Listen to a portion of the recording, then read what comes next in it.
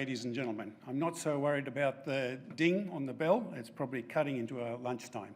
So I'm going to move fairly quickly through this presentation. And what I'm going to talk to you about is our main focus for the company at the moment. It's an advanced porphyry intrusive-related gold-copper project, which we call the Mount Catlin Gold-Copper Project. Here's our disclaimer. I encourage you to read that at your leisure. It's posted on the ASX, it's on our website, and I'll move on. Because I want to talk about the project, I haven't presented you the company details, but I will just let you know that the company is driven by exploration geologists. I'm a geologist. The main influences on the board are geological. We specifically target front-end exploration opportunities and seek leverage opportunities from the only sort of leverage you can get from discovery. And the question is now, does the Mount Catlin Gold Project give us that opportunity? We've got skin in the game. We've been at it for decades, and we have a number of successes behind us. So let's get on with the project itself. First off, the location. So if you look at the slide, you'll see in the top left corner is a T-shaped, upside-down T-shaped green patch. That's our tenure. Not particularly huge, but critical. And some of the features around it, the Mount Catlin lithium mine owned by Galaxy on our doorstep. You can't work on our lease without listening to the hum of that mine operation. I'll tell you a bit more about that history shortly. Down the road towards Hopetown, about 20 kilometres away, is the Ravensthorpe Gold Project. That's currently being drilled by Medallion, and they have ambitions to build a mine there. And further down the road towards Hopetown is the Trilogy base metal deposit, a discovery from decades ago. It will have its day, I am sure, but at the moment dormant. And if you go down the road, we're on Highway 1, just out 2 kilometres away from the Ravensthorpe township. But if you go from Ravensthorpe towards Esperance, you go past the Ravensthorpe nickel laterite mine, which is owned by First Quantum, and you also go past the RAV8 nickel sulfide mine, which is also mined out at the moment. So we're in a very good jurisdiction here. It's proven mining district. The locals are brought up on a diet of agriculture and mining. And the green patch, which is our tenure, is actually where the Ravensthorpe originally existed. There was a dozen small mines at the turn of the century. They were typical of the time, mining high grade, and there was a very, very large camp, and the government sent their surveyors down there and surveyed Ravensthorpe town a couple of kilometres away. So we're actually over the top of the original discovery in that area.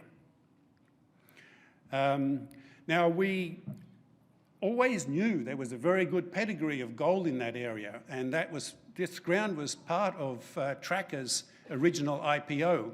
We had the whole area for nickel initially. But I picked this ground up and we put some drill holes in it, and we walked up to some of these old mines, and wasn't too much of a surprise. We got some very good results. But the gold price was 408 at closed US that year, and there was nothing else going on down there at the time. So it's sat there for a few years while we were trying to work out how to make it work. And eventually we ended up, Galaxy in its infancy started looking at the, again, known lithium potential. Now on this slide here, you can see the Galaxy mine operations to the south. It's perhaps a little bit faint. You can see our tenure to the north, and you got all those names in there, Ellendale, Grafter, you perhaps can't read them, but they're all the old mines. Like I said, a dozen or so of them, and they went announced. They were very typical of the turn of the century type operations. But I also point out to you the yellow line. which you can see is central to the tenure.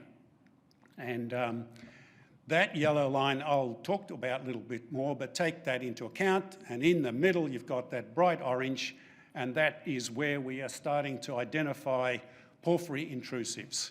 The old timers went down on Gossan, on narrow Gossan. You know, what we're finding out that there's a story to that Gossan. I'll expand on that.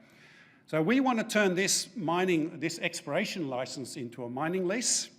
And we're on the path to doing that. So the first drill program we did was just to quickly drill out in a shallow way down to about 100 metres a few of the resources so that we had a mineral resource, a JORC compliant mineral resource. And you can see we defined 165,000 tonnes at 3.9. And that was to do that. Now that we've done that, we're going on to start looking at some of the other projects. Now, the scale on that thing, that yellow line is about 3.5 kilometres wide. It's a sort of elliptical shape. And we flew magnetics. This is very high resolution magnetics. And then you get a better sense of why the yellow line where it is. You can see there's distinct circular feature with the greens, reds, and oranges sort of denoting magnetic features. Now, we know that they are intrusives. Some of them are porphyry, some of them are magnetite garnet skarns, which is very characteristics of porphyries. And then on top of that, I've just shown you where the old soil geochemistry, those splashes of black, so you can see there are a number of late stage structures that are passing through this porphyry, and it was those structures that the old timers picked up. And but we've moved on. They never recognised the porphyry and intrusive potential of the project. Neither did we. You know, that's really just come out of the work we've done last year. So what happened, just to digress a little bit, is that I farmed that project into Galaxy in its infancy. I'm talking a long time ago. And Galaxy, of course, morphed over the years. Now they're in production, but they're a lithium company. So as the gold prospectivity of the area and gold price improved, we were at $400 when we were there first. Now it's $1,700, $1,800. You know, there's a big difference. There's a whole stack of very strongly mineralised positions there. So last year, we rejigged the deal with Galaxy. We dissolved the joint venture. The 20% free carry that TRAKA had on the lithium and everything else was surrendered in exchange for 100% of the gold and the copper, anything else we might find. So that's the history. But it meant there was a 16-year hiatus of activity, you know, on the project. And that's why we've come into it as late as we have. Now, here's an example, just a photo of one of the mines, the Maori Queen mine. There was about 10,000 tonnes going an ounce on that. And I'll show you a bit more of what we drilled this out a little bit, and I'll show you what that looks like. And so let's just drill into a little bit more detail on the project. And we also did some IP, because we are dealing with porphyries, disseminated sulfides. IP was an obvious strategy to follow. And we're looking here at that image of the blue is low resistivity, and the green and the orange and red is high resistivity. And we know now that that is silica alteration around gold shoots. Now, I've drawn a line there, which is a long section. I'll show you that a little bit. And we just drilled a few of those. And what we realise that this is very close to the edge of the porphyry complex. It's a big shear structure through there. And there's a number of these shoots. They look like this now when you start putting some detail to it. So the old timers just really worked the very top end of the red. As we drilled it, we realised there's a bunch of structures. There's some in the hanging wall, there's some in the footwall. And we drilled at, what's to say here? We've got 32,000 tonnes at 6 grams in the red. That's 100 metres. It's open, both at depth and along strike. We aren't trying to drill that out now. We know we can do that any time. What the objective of game now is to start showing that there are lots of these opportunities and some real opportunity for us to really big a significant resource in the area. Here's the long section. That boxed area on the right is, you know, the sort of the zone that I showed you to on the cross-section. You can see those resistivity chimneys, which is these silica-altered chimneys. We just put in, there's some old holes there, and right on the left-hand side, you'll see we put one hole into one of those resistivity chimneys, and we got 4 metres at 20 grams. And it's a no-brainer. We just need to go back in, and we are now drilling a number of these positions. We're not going to try to do resources. All we're going to demonstrate is there's stacks of these things. I'm talking 10, 20, 30 opportunities that are sitting inside these as part of this porphyry system. Here's another view. There's the yellow line just showing you giving you the perspectives, 3.5 kilometres, and what some of the magnetics look like.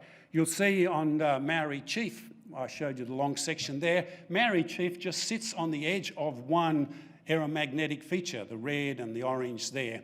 And we don't quite understand exactly what's controlling it, because not far away, just on the left side of that mag feature, is Sirdar. Now, we drilled Sirdar.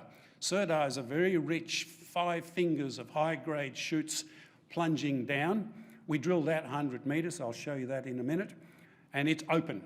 But it's got no mag feature associated with it at all. So we're not quite sure what it's about, except, you know, it's obviously open for us to follow up. We've got places like Revelation, which we're currently drilling, and I'll show you a little bit more about that. And we still get copper and gold, we can see that. But all of a sudden, it's starting to change. Instead of these high-grade shoots on late-stage structures, we're starting to see big widths, 10 metres, 5 metres, 20 metres of sulfides, copper and gold. And now, obviously, that starts to add real scale to what we've got there. Here's, I talked to you about Sirdar before. You can see that's what it looks like. We've got a resource now on 133,000 tonnes at 3.4 fingers of mineralisation. It runs into one of the flat-lying pegmatites that Galaxy would be interested in. You know, that's what they look like. And you can see those pegmatites that come in late. The porphyry system was in existence before the pegmatites intruded through the system. We did IP, and you see there's a very distinct IP anomaly below the pegmatite. And one of the holes we drilled up higher, I just pushed down deep. It wasn't particularly orientated very well, because it's a number of shoots and there's no perfect orientation. But it was just an opportunity to push it down, to have a look at that IP anomaly. And you can see about 200 metres below us, we got that very nice intersection, 1.5 grams at 15, or was it 19? I can't quite read it, I haven't got my glasses. But you get the idea. Now, we don't know how that connects, except, you know, it more than likely will, and it's way open, and we'll just push on with that. But that's just another example of what we're currently dealing with. There's, for the geologist amongst you, you can see the porphyry textures in there. You can see the bornite, the chalcopyrite, the malachite. So we've certainly got the right rocks and the right environment. I drill down a little bit more into some of the detail. Here's inside, well and truly inside the project. Here's his magnetics. You can see I've drawn a couple of structures, which are these late straight structures. There's some of the old workings shown in there. And we know that those red magnetic high features are skarn type features, and they all host copper and gold. So we're in testing some of those. They go for kilometres. So there's plenty of scope for us to go on with that. Here's another example. Copper anomalism on surface, an example of the sort of wider widths of copper and gold that we're getting in skarns, open in all directions. We've got half a dozen of these, remember. Again, we're drilling, we'll have results probably within about a month from the first batch of results. And here's another example, grafter, 500 metres, there's the old workings, copper anomaly over the top. Not one drill hole, just another example of what we've got. So in summary, We've got this fantastic gold-copper project. It's in a fantastic environment, in a setting. The logistics are good. And we're the smallest company. I noticed in all the list, we are the smallest company presenting today. So if you like copper, you like gold, and you like exposure to exploration success and leverage, hop into TRAKA. Thank you very much. Thank you, Patrick.